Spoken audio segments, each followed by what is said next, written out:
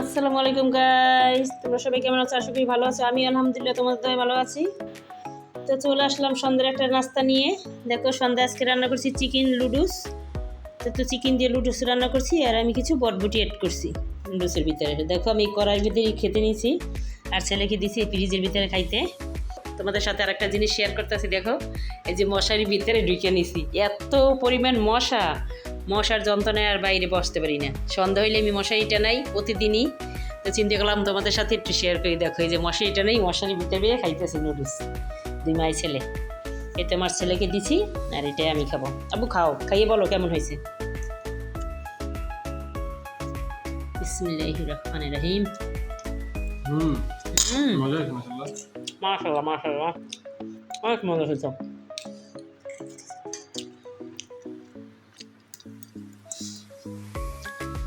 তো গাইস, তোমাদের যদি আমার এই ভিডিওটি ভালো লেগে থাকে ভিডিওতে একটি লাইক কমেন্ট শেয়ার করে দেবা আর আমার চ্যানেলটি সাবস্ক্রাইব করে দেবা। তো আমার পাশে থাকার জন্য ধন্যবাদ। আল্লাহ হাফেজ।